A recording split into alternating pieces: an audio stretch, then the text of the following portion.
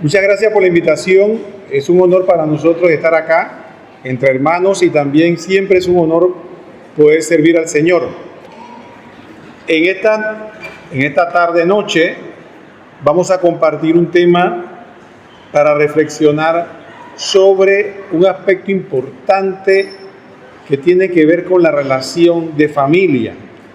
Ya no tanto de esposos, sino sobre todo de los progenitores o padres con respecto a sus hijos, que todos sabemos que esa relación nunca termina.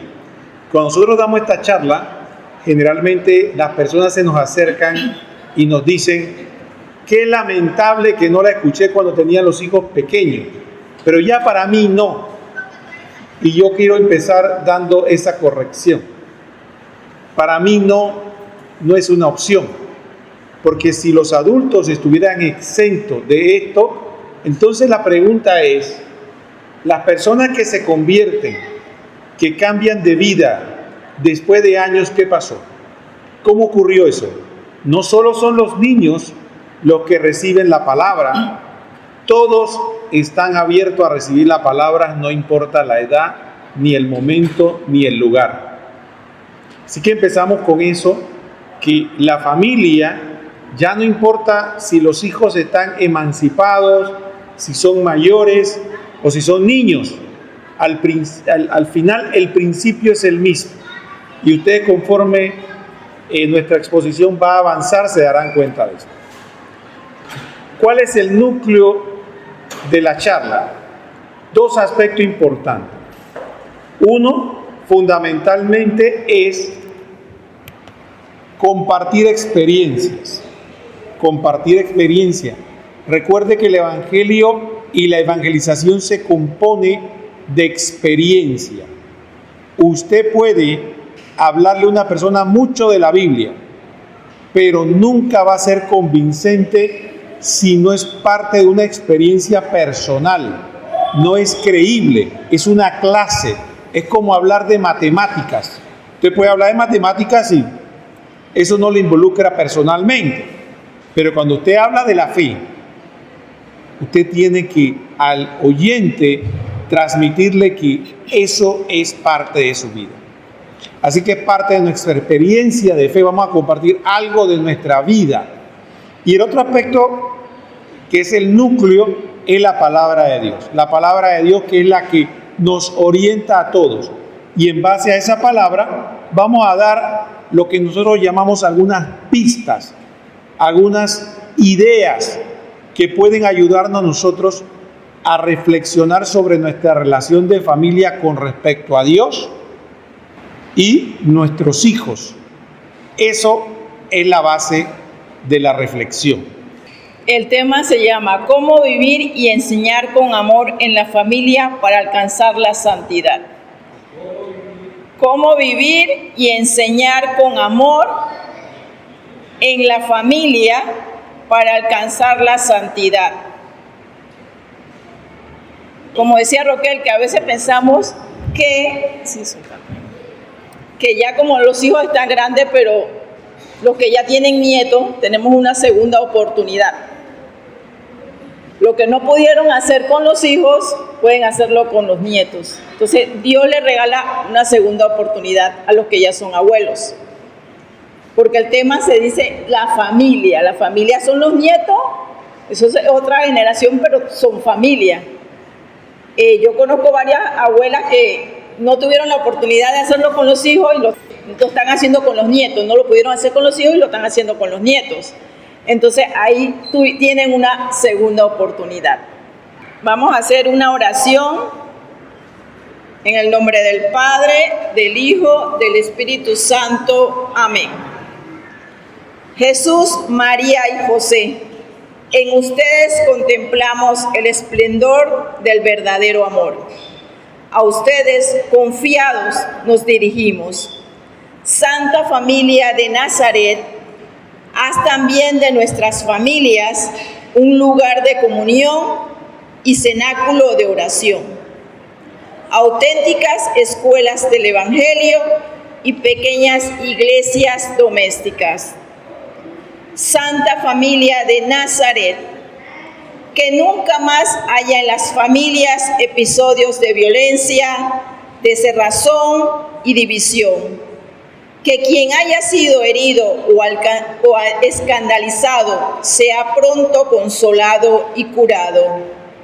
Santa Familia de Nazaret, haz tomar conciencia a todos del carácter sagrado e inviolable de la familia, de su belleza en el proyecto de Dios. Jesús, María y José, escuchen, acojan nuestra súplica. Amén. Amén. En el nombre del Padre, del Hijo, del Espíritu Santo. Amén. No importa la edad que tengamos, yo les aseguro que estoy viendo personas de diferentes edades y probablemente van a estar de acuerdo conmigo. Y es lo siguiente: cuando uno hace memoria y dice, como decía mi papá, como decía mi mamá, y no importa lo alto que pueda haber llegado económicamente, culturalmente, intelectualmente, siempre queda marcado en el corazón, en la realidad. Mi papá me decía, mi papá me enseñó, yo recuerdo cuando mi mamá me enseñó. Entonces, Dios nos da una autoridad sobre los hijos, inclusive cuando son adultos. Aunque los hijos no estén de acuerdo con nosotros, siempre van a respetar y considerar la opinión de los padres. Esa autoridad que Dios nos la dio, no nos la dio en vano, nos la dio por una razón. Y muchas veces perdemos de vista esa razón. La razón fundamental no es para enseñarle a comer bien, a cepillarse los dientes, a bañarse, a lavar, a que aprendan matemáticas, aunque no deja de ser importante, pero no es fundamental. Muchas veces perdemos de vista que Dios, que es lo más grande, nos da autoridad sobre nuestros hijos, que no son nuestros, sino dados por Él, prestados por Él. Los hijos no nos pertenecen, los hijos son de Dios y nos los da Dios y se van para que vayan hacia Dios después. Eso significa que nuestra principal misión es darle a conocer ese Dios que los creó, ese Dios. Si eso es así, la palabra de Dios nos enseña, Proverbios 22:6. Dice la palabra: inicia al niño el camino que debe seguir y ni siquiera en su vejez se apartará de él. Cuando las personas usan esto con diferentes formas, dicen, no, hay que enseñarle a ser honrado, hay que enseñarle buena educación, hay que enseñarle a que tenga cultura, hay que enseñarle a que respete a los mayores. La palabra no se refiere a eso. La palabra se refiere a que hay que enseñarle a Dios, hay que enseñarle el camino de Dios, hay que enseñarle lo que Dios dice, hay que enseñarle que hay que obedecer a Dios. Cuando se le enseña eso, y ese es el fundamento, como dice el Señor, lo demás viene por añadidura. No es que usted le enseñe educación, cultura, respeto, y después dentro de eso hay que enseñarle a Dios. No, hay que enseñarle primero y con primacía, primero y como lo más importante, a Dios y lo que enseña Dios y la palabra de Dios, y después lo demás. Ese es el fundamento. ¿Usted se acuerda de la parábola de Jesús de la casa fundada sobre la roca? Cuando usted construye una casa sobre la roca, vienen los vientos, viene la lluvia y no se cae. ¿Qué pasa? Muchas veces los padres nos frustramos. ¿Por qué? Los padres nos frustramos porque yo le enseñé a este muchacho educación, cómo debe hablar, cómo se debe comportar, cómo debe respetar a los mayores, qué debe hacer en su trabajo, en la escuela, pero ¿qué va? Por supuesto, porque la casa está construida sobre arena. Para que eso que usted quiere dé fruto, la casa tiene que estar construida sobre roca. Primero para ese muchacho, esa muchacha, ese niño, ese adolescente, es Dios, inculcado por nosotros. Y después, lo que construyamos sobre eso, se va a sostener. De lo contrario, va a ser la misma historia de siempre de los papás, quejándose que le enseñó de todo, pero mire ahora cómo es. Acuérdense que una cosa que aprendimos en la iglesia es que sin Dios no podemos ser buenos. Usted puede educar a una persona lo que quiera, pero sin Dios no será bueno. El pecado lo va a dominar. Dios nos los da en blanco.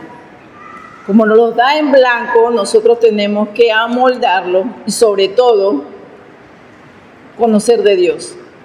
Así como nosotros le exigimos a los niños que tienen que ir a la escuela, lavarse los dientes, como decía Roquel, bañarse, también tenemos que exigirle de Dios. Porque tarde o temprano, cuando Dios nos llame, lo primero que nos va a reclamar, ¿qué hicimos por nuestros hijos? Él nos puede reclamar eso. Si yo te lo di en blanco, ¿qué tú hiciste? ¿Qué le enseñaste? ¿Por qué no le hablaste de mí? Entonces, es una tarea, no es fácil, pero hay que hacerlo. Hay que hacerlo porque Él nos va a pedir cuenta. ¿Cómo enseñar la palabra de Dios a nuestros hijos? Deuteronomio 6 y 6 siguiente. O sea, capítulo 6 de Deuteronomio, versículo 6 y siguiente. Graba en tu corazón estas palabras que yo te dicto hoy. Incúlcalas a tus hijos y háblales de ellas cuando estés en tu casa, cuando vayas de viaje y al acostarte y al levantarte. Clarito nos lo dice la palabra, no la estamos inventando nosotros. Dios nos lo dice claro. Por ejemplo, los que tienen niños chicos, es lo que nosotros hacíamos con nuestros niños chicos que ya no están chicos. Todas las noches leíamos, hay una Biblia infantil. Si pueden comprarla, perfecto. Si no, bueno, tratar de ver cómo le hablamos con la Biblia que tengamos en casa. Pero tratar de adaptarla a la edad de cada uno. Nosotros se lo leíamos como un cuento. Entonces, como esas Biblias infantiles tienen ilustraciones, cada capítulo tiene una ilustración, nosotros se la leíamos y después le enseñábamos la figura y le explicábamos más o menos de qué se trataba lo que decía tanto el Evangelio como la figura. Y aunque ustedes no lo crean, niños de 1 año y medio ya ellos están claritos en las cosas, son como una esponjita. Y ellos te pueden decir qué entendieron o qué Dios le habló en ese momento o te puede hacer alguna pregunta referente a la figura que tienes allí. Pero siempre también hay que hacer una oración antes de leer la Biblia, que el Espíritu Santo nos guíe para poder nosotros explicarle a los niños y que ellos también la entiendan. Ya si tienen niños adolescentes, ya la cosa cambia. Ahí ya es sentarse en familia con ellos, leer las Escrituras y no solamente nosotros como padres hablar, sino dejarlos que ellos se expresen, dejarlos que ellos te pregunten, porque siempre el Espíritu Santo va a trabajar tanto en ustedes como en ellos. Entonces hay que compartir, no solamente de un solo lado hablar y bueno, ya terminamos, ya yo dije lo que tenía que decir y ustedes no opinan, no. Ellos tienen que opinar porque tarde o temprano el Espíritu Santo les va a conmover ese corazón y les va a decir algo. A veces nos cuesta un poco explicarle porque ustedes saben que a veces la palabra de Dios tiene algunas palabras que no la entendemos muy bien.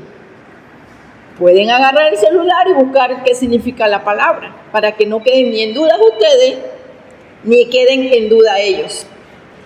tienen idea los frutos que van a recibir como familia leyendo las Escrituras.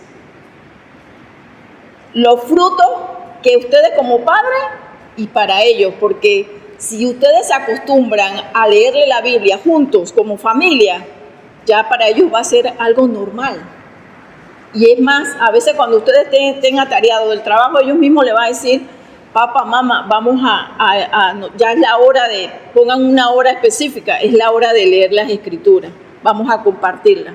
Si no hay tiempo, entonces, bueno, una pequeña oración en familia. Pero es muy importante hacerlo en familia. Como dice, la familia que reza unida permanece unida, y es muy cierto. Se lo decimos nosotros como ejemplo, la vivencia que hemos tenido como familia. ¿Por dónde debemos empezar a leer la Biblia? Que siempre nos preguntan eso, por los evangelios. Por ahí debemos empezar a leer la Biblia, por los evangelios. Una cosa importante en cuanto a la fe, estamos hablando en cuanto a la fe, muchas personas preguntan: yo tengo que obligar a mi hijo a rezar, yo tengo que obligar a mi hijo a que lea la Biblia, yo tengo que obligar a mi hijo a las cosas de Dios. Y yo le pregunto, él va a la escuela cuando le da la gana, él se cepilla los dientes cuando le da la gana, él se baña cuando no quiere 2 días sin bañarse, él come lo que quiere. Pregunto, ¿por qué usted lo obliga? ¿Por qué? Porque yo creo que es lo mejor para él, aunque él no entienda. La disciplina es importante, pero la disciplina tiene una connotación negativa por 2 razones. Porque la gente entiende disciplina como decir: es que te doy. Eso no es disciplina, eso es maltrato. Disciplina es 2 cosas importantes: ser coherente y ser consistente. Porque tiene que tener disciplina el papá y la mamá y los hijos. Usted quiere que un niño aprenda a cepillarse los dientes todas las noches, ojalá se lo dijera una vez y aprende. ¿Qué es lo que pasa en la práctica? A ver, madre, ¿cómo tienen que hacer? Todas las noches. Y preguntar: ¿te cepillaste los dientes? No, párese y váyase a cepillarse los dientes. Un día le va a tocar: sí, oye, te felicito, qué bien te acordaste. Pero al día siguiente se le olvida. Entonces, los papás queremos el trabajo suave. Hay papás que me dicen a mí, o mamás: oye, pero este hijo mío, yo le digo, pues sí, que es el trabajo. Hasta que no lo interiorice, hasta que no lo haga parte de él. ¿Qué ocurre con la Santa Misa? ¿Usted cree que un niño pequeño que no entiende lo que pasa en la Eucaristía quiere venir acá, quiere ir para el parque, quiere patear pelota, quiere quedarse durmiendo? Pero ¿cuál es el deber de nosotros? Traerlo hasta que él lo interiorice naturalmente, que él tiene que venir a misa, y llegar el día que diga: mamá, papá, no vamos a misa hoy. ¿O por qué no vamos a misa hoy? Usted dirá: empezó a interiorizarlo. Los papás tenemos una equivocación, y lo que pasa muchas veces, y perdone si ofendo a alguien, es que no le damos importancia a Dios. Le damos más importancia a cepillarse los dientes, a la escuela, al ballet, a la academia de fútbol, a todo eso. Sí, vaya. Nosotros que somos católicos debemos entender que en la fe también tiene que haber disciplina. ¿Cómo un niño va a aprender a orar? Viendo, haciendo. Decía un profesor mío: ningún perro flaco engorda velando. Ningún perro flaco engorda velando. Tiene que ¿qué? Comer. Entonces, ningún niño aprende a orar viendo a los otros orar. Hay que ponerlo a orar. Hay que ponerlo a orar con nosotros. Tanto las oraciones aprendidas como las espontáneas. ¿Qué va a decir? Yo no sé qué decir. No importa, di algo, pues. ¿Pero qué digo? Bueno, dale gracias a Dios porque estás vivo, pues. Ah, bueno, gracias Señor porque estoy vivo. ¿Y qué más? No sé, por la comida. Ah, gracias Señor. Y así él va a aprender. La gente piensa que el niño ora, no sé. Ah, bueno, ya. Vamos, el otro. Eso no funciona así. Si ellos no saben. Yo soy catequista y mi esposa de primera comunión. Y nos llega niños de 8 años que no se saben el Padre Nuestro, el Ave María, el Gloria, no saben la señal de la cruz. Y son hijos de padres profesionales. ¿Qué significa? Y estamos hablando de quiénes, de aquellos que lo están enviando a primera comunión. Así que de alguna manera tienen como una señal de importancia. Esos son del conjunto de los padres los que se interesaron de que hiciera la primera comunión y no le enseñaron nada de eso. Yo te aseguro que yo le pregunto a esos papás y probablemente han pensado de que, bueno, que hay que dejarlos. Ahora, ¿qué pasó? Cuando Sara y yo lo hemos puesto como tarea, ahora están aprendiendo. Han tenido que aprenderse las oraciones del buen cristiano. La oración del buen cristiano no se aprende por ósmosis, ni el catequista de primera comunión el que tiene que enseñársela, son los papás en la casa. No en la escuela, en la casa. Dice la palabra, Hebreos 12:6. Hebreos 12:6. Porque el Señor corrige al que ama y castiga a todo aquel que recibe por hijo. Dice que el Señor se comporta así con nosotros. Entonces, ¿qué ocurre? El hijo tiene que aprender que los deberes de la fe no son negociables, porque es lo más importante. Voy a ponerle un ejemplo. Si un niño deja de ir a la escuela, probablemente va a tener una vida más difícil y el papá se va a sentir mal porque no tuvo educación. Pero si un hijo no conoce la fe, ¿a qué se está exponiendo? No a una vida más difícil, al infierno. Y eso va a ser la responsabilidad de los padres de ese niño. Suena duro, pero es la verdad.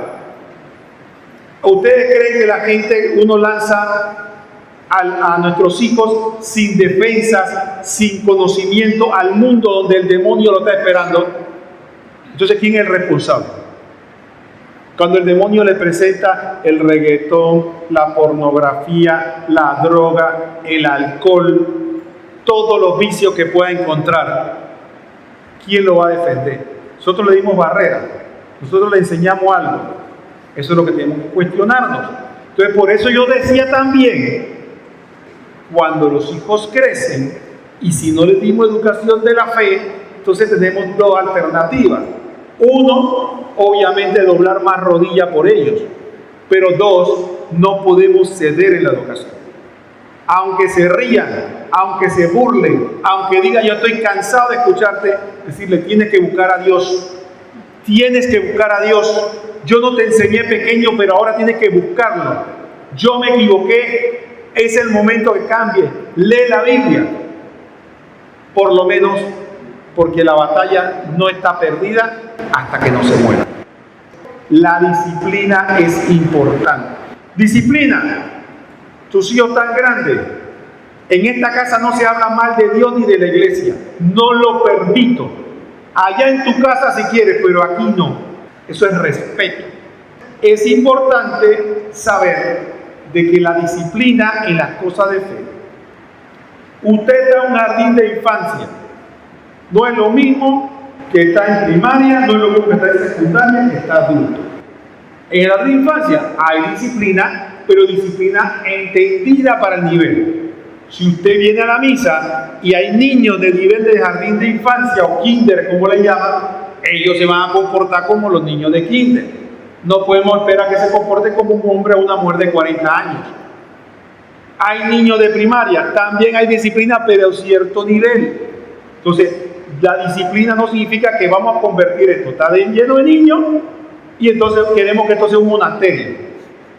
Si o no lo vemos en la educación, ¿cómo ocurre? Usted vaya a una escuela primaria para ver cómo funciona. ¿Qué silencio hay ahí? No podemos comparar la universidad con la escuela primaria. Entonces, igual pasa en la iglesia. Hay disciplina, pero comprensión. Sí hay disciplina, pero hay que comprender la circunstancia y la realidad. Pero la disciplina en cuanto al hogar es importante. Hay que explicarle a los hijos, y con esto termino, que en la casa, en esta casa, lo más importante no es papá ni mamá. En esta casa lo más importante es Jesucristo. A Él, papá y mamá le sirven y por tanto a ustedes también. Entonces todos tenemos el mismo jefe. Entonces todos le servimos a Dios y todos se lo debemos a Dios y por lo tanto todos tenemos que hacerlo por y para Dios. Si vamos por esa línea, la disciplina es entendible para el niño. Esto es disciplina con comprensión, con orden, consistencia, pero también es importante explicar. Enseñar con amor. Colosenses 3:21. Colosenses 3:21. Padres, no exasperen a sus hijos para que ellos no se desanimen. Como decía Roquel, gritándoles o pegándoles o tratándolos mal para que obligando de mal manera para venir a misa, no vamos a conseguir nada. Al contrario, vamos a conseguir lo contrario, que detesten a Dios, que detesten la misa, porque de nada va a servir que le gritemos, que le peguemos, que obligado entonces va a estar con mala cara o a veces hacen espectáculos gritando, llorando. ¿Por qué? Porque no quieren venir, porque lo estamos obligando, porque la obligación que le estamos haciendo es como maltrato. Entonces hay que buscar la manera, tratarlo de enseñarles con amor. Recuerden algo, nosotros como padres somos los héroes de ellos. Entonces como héroes tenemos que dar el ejemplo. El ejemplo, ¿cuál puede ser?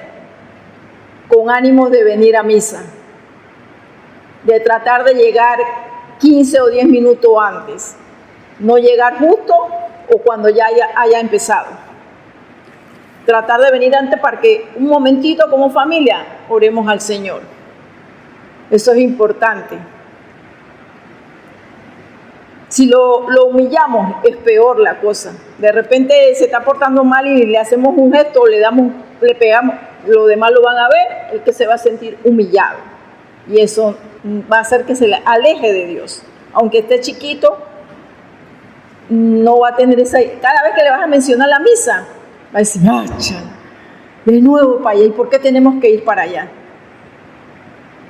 Entonces, tenemos que tratar de enseñarle con amor las escrituras, de explicarle por qué venimos a misa.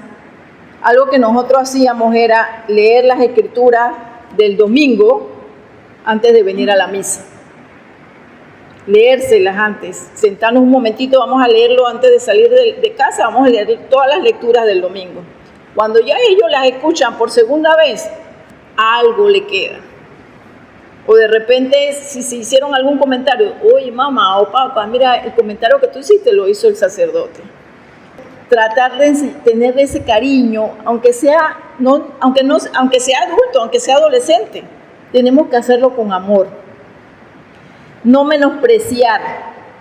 De repente él dice algo mal de la misa o de todo lo que se trata de Dios, tratar de no despreciar a nuestros hijos, sino más bien sentarnos con él. Mira, esto es así y así y así. Debemos darle gracias a Dios que estamos con vida y salud. ¿Y qué va a demorar la misa? Si acaso 1 hora. Y todo el resto del día tienes libre para jugar, para hacer lo que quieras.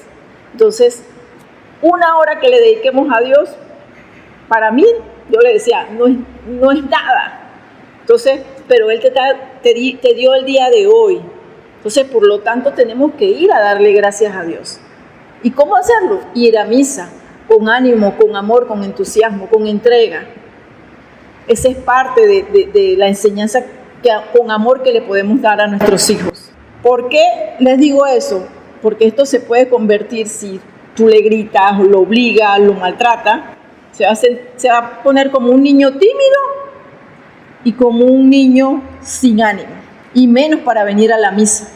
No crean que porque nosotros no fue fácil. Cuando decíamos a misa, ay, ¿por qué tenemos que ir para allá?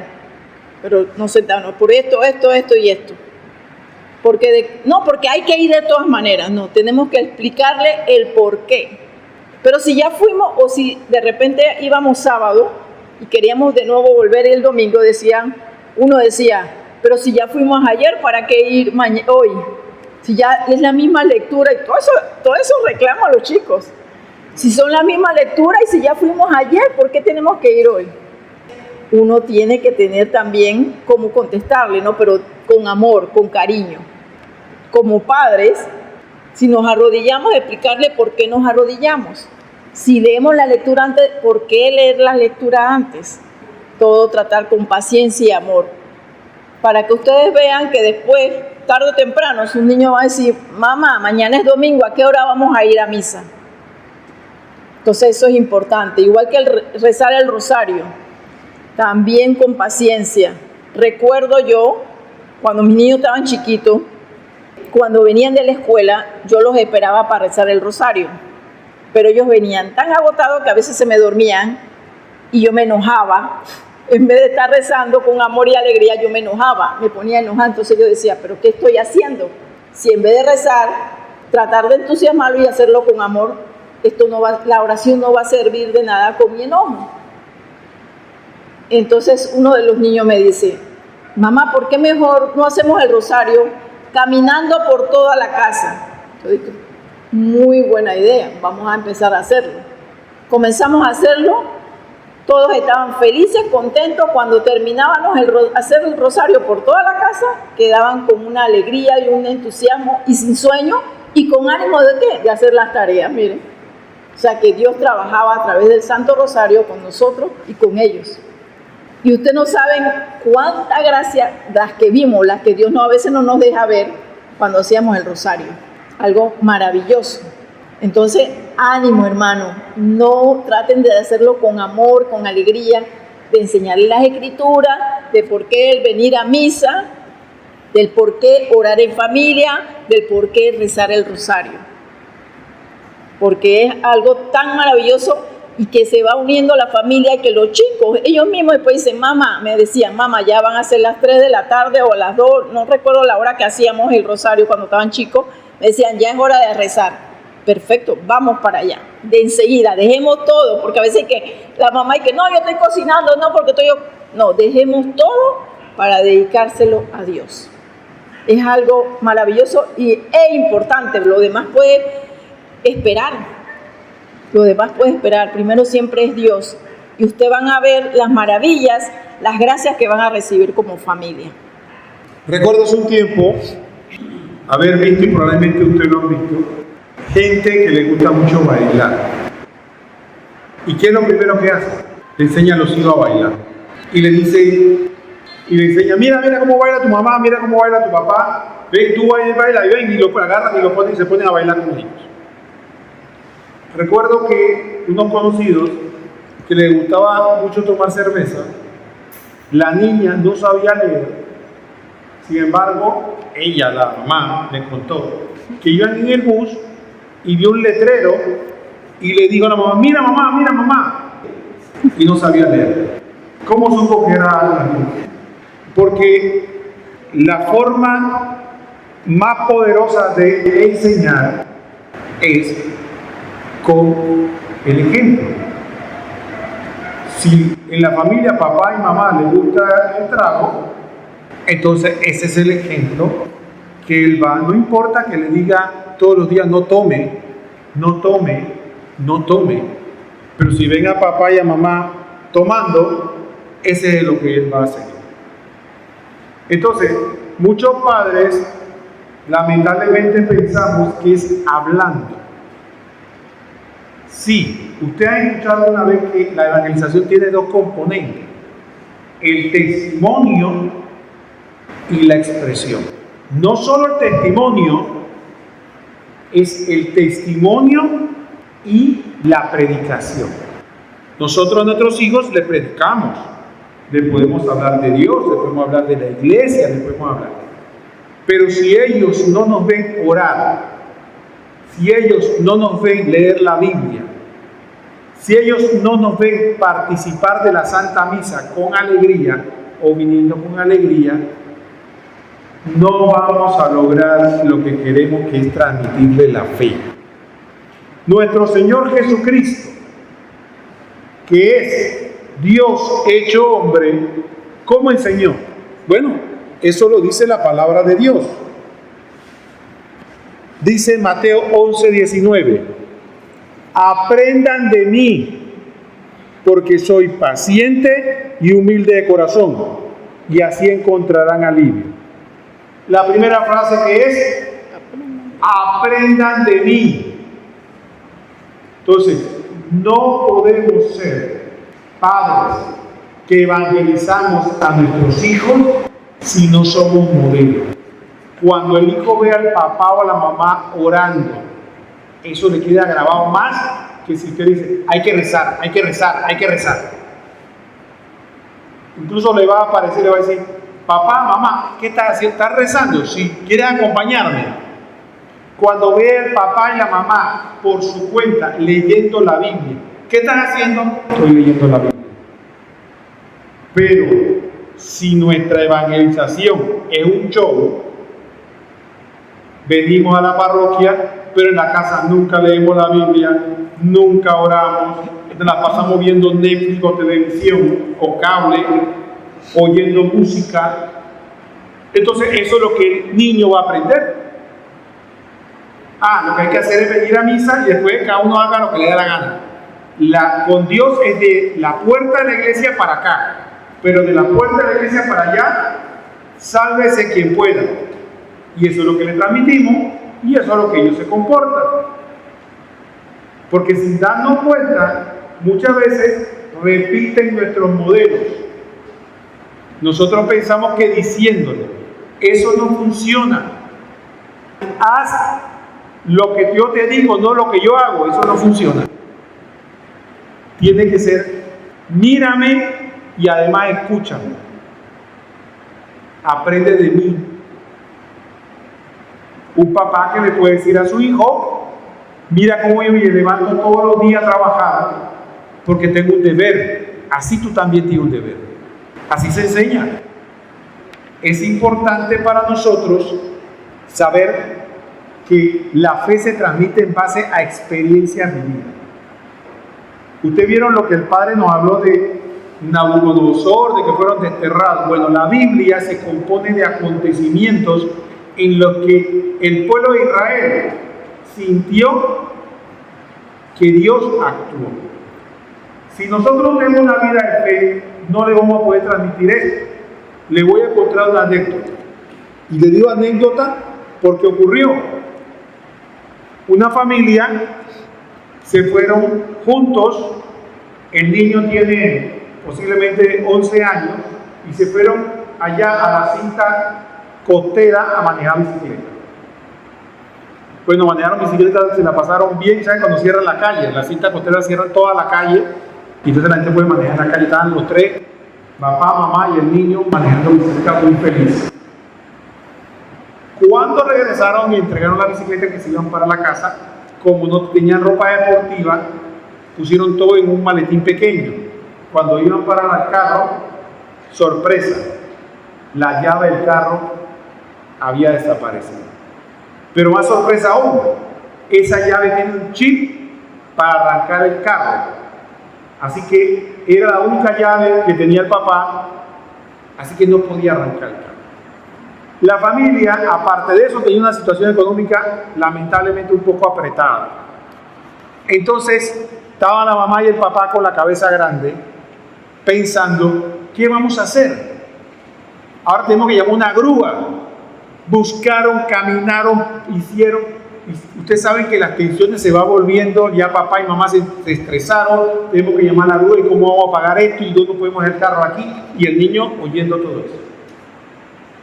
Y entonces, ¿qué pasa? En medio del estrés, el papá y el niño, papá dice, vamos a dar una última vuelta, y caminaron.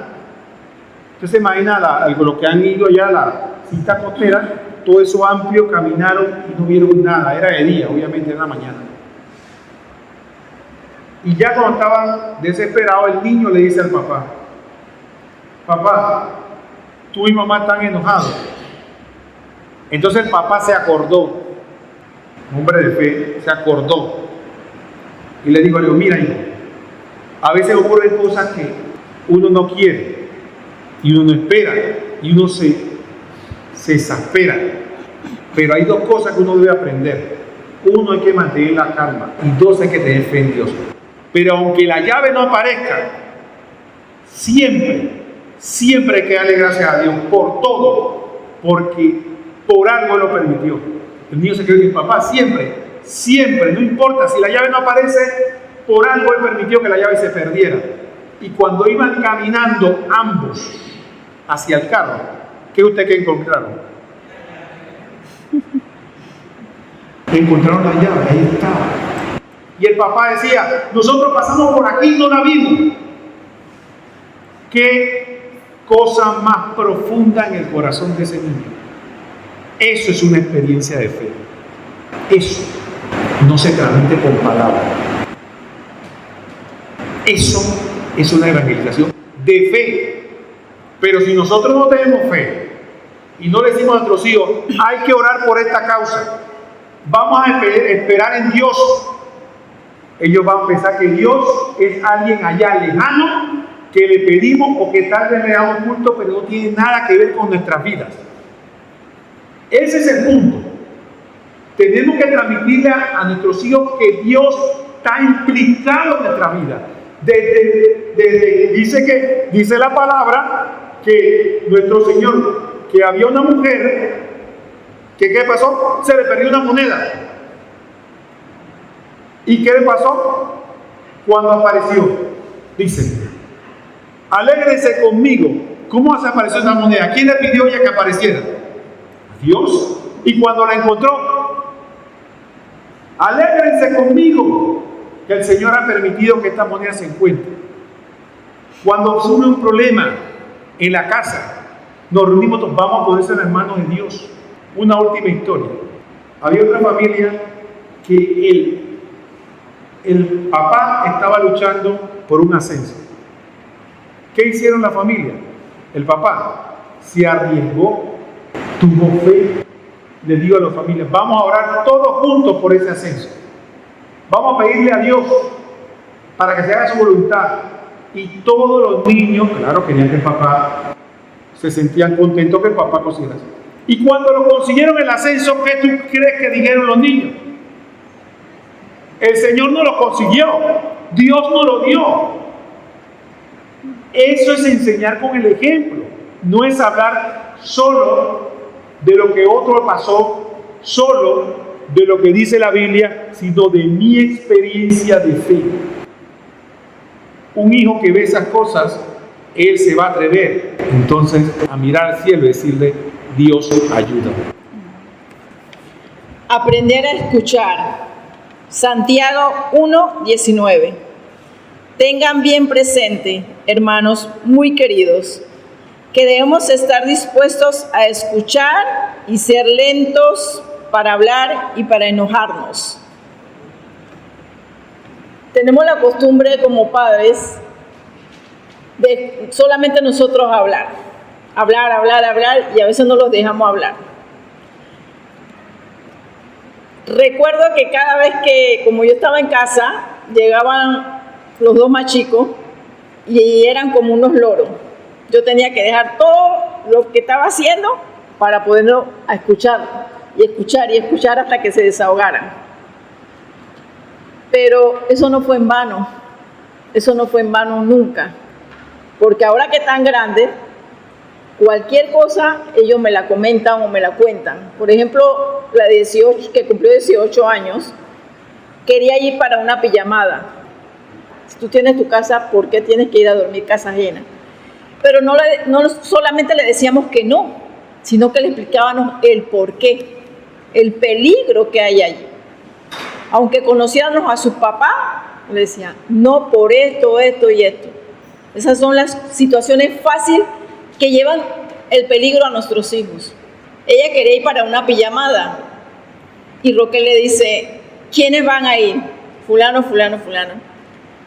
Bueno, la única manera que yo te deje ir a esa pijamada es que tu mamá te acompañe. Yo me quedé que...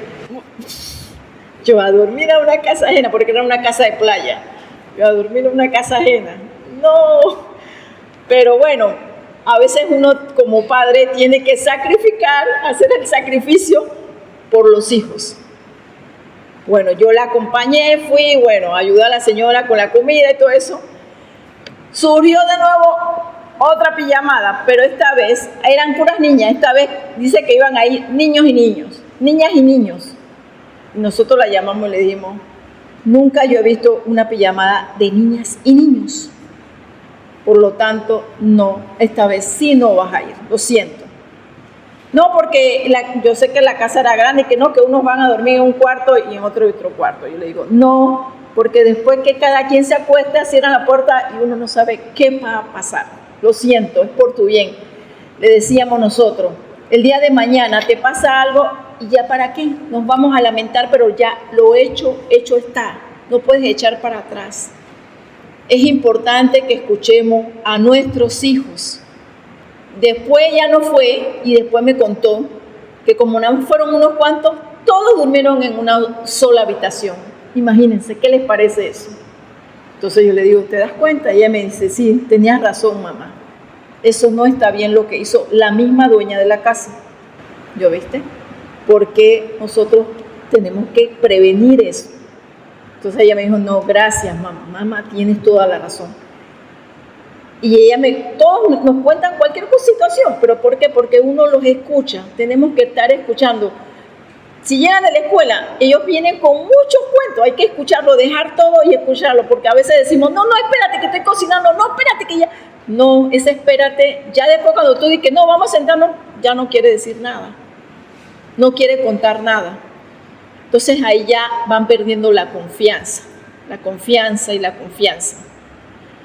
Recuerdo también cuando una de mis hijas me dice, yo le agradezco, de la nada cuando llegó a la escuela, yo le agradezco a Dios que tú estás en mi casa esperándome, porque a fulanita y a menganito la espera la empleada, y a veces él no le puede ni decir nada a la empleada, o de repente llegan solo y tienen que ver cómo hacen.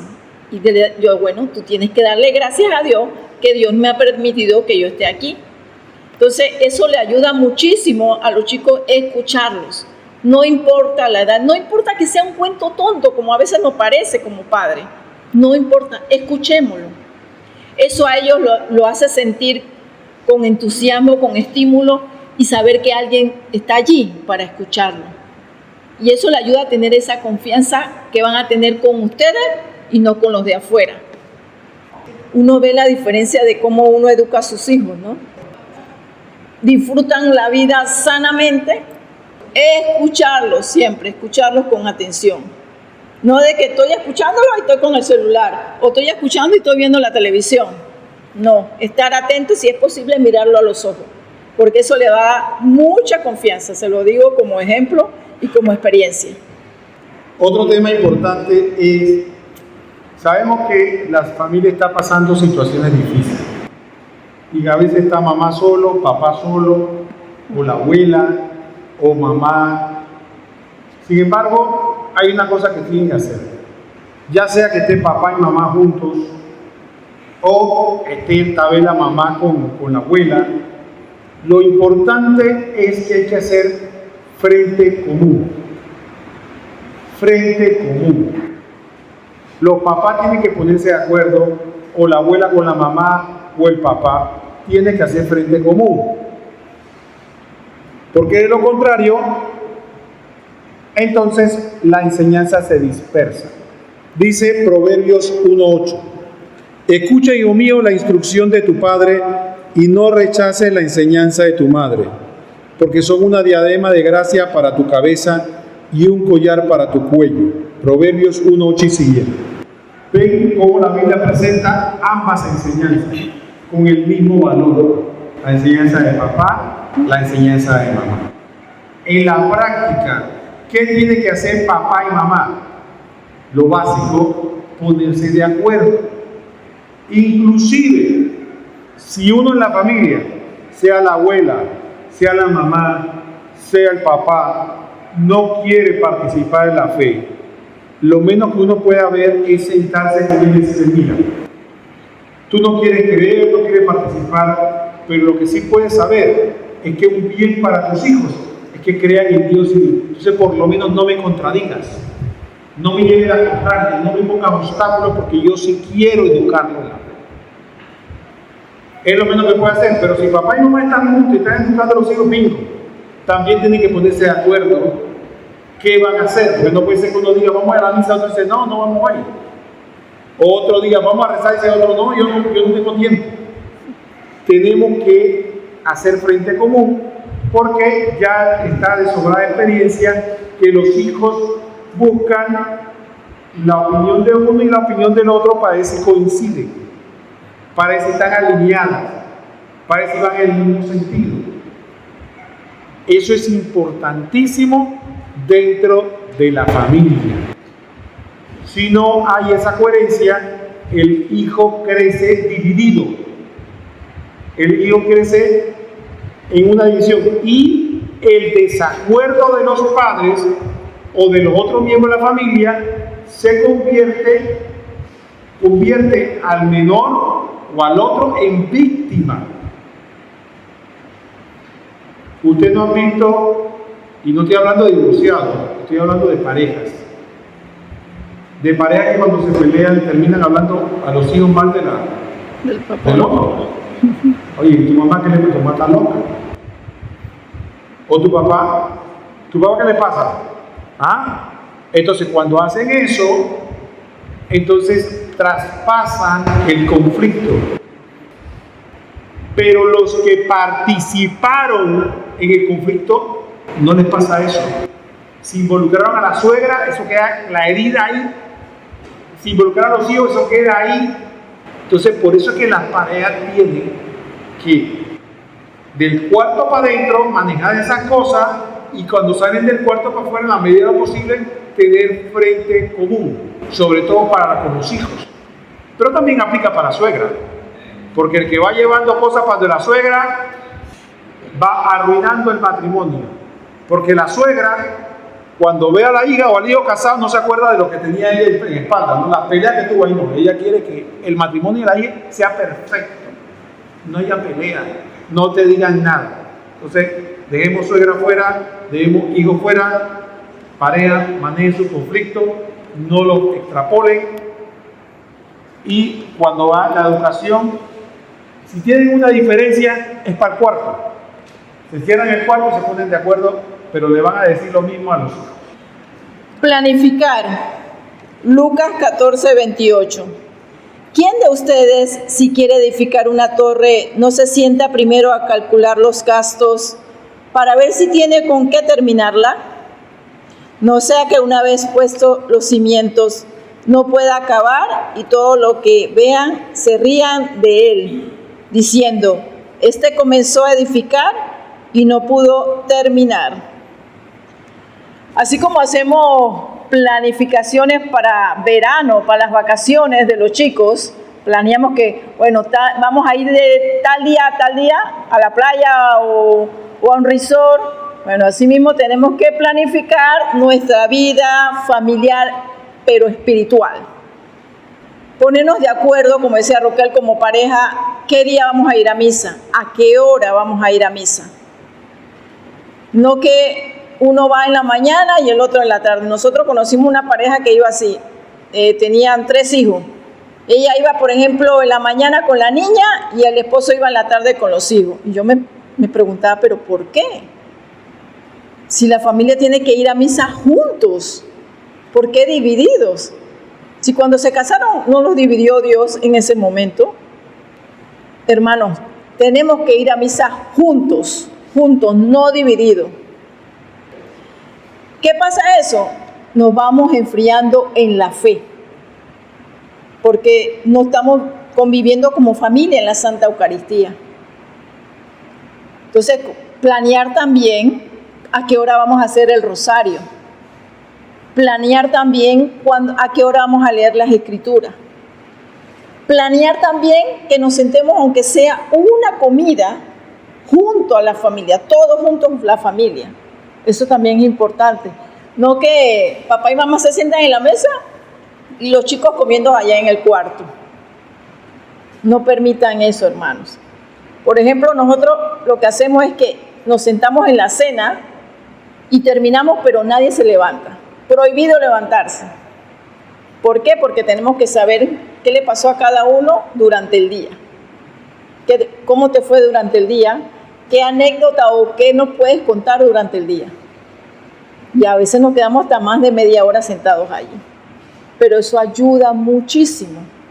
Porque si a alguno le pasó algo que no le fue bien, entonces ahí podemos entre todos compartir y darle ese ánimo o ese aliento o ese consejo que necesita. Tenemos que planificar nuestra vida espiritual. La pareja, antes de acostarse, rezar juntos. También es importante eso. Aunque estén peleados, antes de acostarse, recen un Padre Nuestro, un Dios te salve y un Gloria, por lo menos. Pero tienen que rezar en pareja porque se nos va enfriando la fe. Recordemos que somos una sola carne. Si él de repente, no tengo ganas, pero ¿por qué? Dime, ¿por qué no tienes ganas de rezar? Acuérdate que mira que Dios no te permitió el día de hoy, o sea, buscar la manera de darle ese ánimo para que se rece contigo. No dejarnos caer. Acuérdense que la oración es la que nos mantiene el espíritu vivo, la que nos mantiene como pareja unidos. Recordemos que tenemos que tener a Dios siempre en el centro de nuestro hogar, de nuestro matrimonio. Solo nunca lo vamos a poder lograr, nunca, ténganlo por seguro. Apenas nos separemos un poquito de Dios, viene el otro y dice, esta es mi oportunidad de darle la zancadilla a esta pareja. Recordemos que la familia está bien borbandeada, está siendo bien borbandeada. Entonces, por lo tanto, tenemos que tratar de mantenernos en oración, como pareja. Una cosa importante, miren que es Efesios 6:4. Padre, no irriten a sus hijos, al contrario, edúquenlo corrigiéndole y aconsejándole según el Espíritu del Señor. Una de las situaciones más importantes es que nosotros, cuando transmitimos la educación, estamos hablando de vida espiritual, es que tenemos que enseñarle a nuestros hijos que Dios no es el Dios de la parroquia, del templo. Nosotros tenemos el veneno más grande que tenemos que vacunar a nuestros hijos. Es que ellos creen que de la puerta por acá está Dios y de la puerta por allá está el mundo.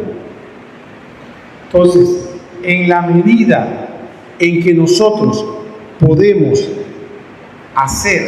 realizar de que en la vida cotidiana, en el día a día, Dios está implicado. Recuerden, el mundo nos está engañando. El mundo nos enseña. Sí, vayan a la iglesia, participen, pero no sean fanáticos. ¿Qué significa para el mundo ser fanático? Que tú ocupes tiempo libre para leer la Biblia. Me dice un trabajador que está y le dan una hora de almuerzo, come 15, 20 minutos y otros minutos lo toma para orar o se pone a hojear la Biblia. Este es un fanático. ¿Es que acaso Dios se fue fuera del trabajo?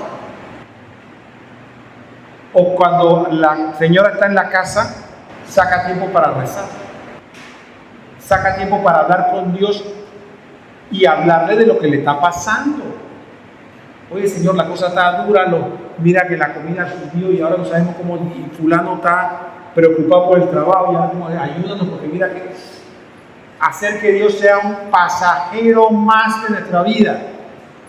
Igual con nuestros hijos cuando van a la escuela, acuérdate, Dios mío, que están en la escuela, ora, pídele a Dios que te ayude, que te haga entender. Mira que fulano me está molestando, pídele al Señor.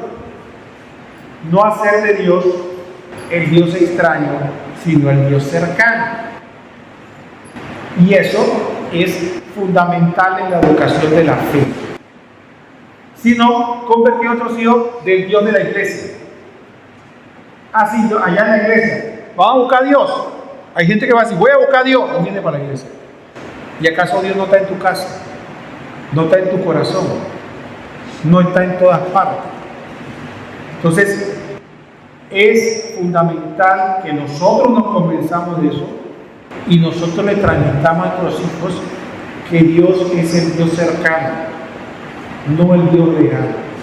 Y Dios está implicado en los acontecimientos más pequeños y en los grandes acontecimientos. Finalmente quiero compartirle esto.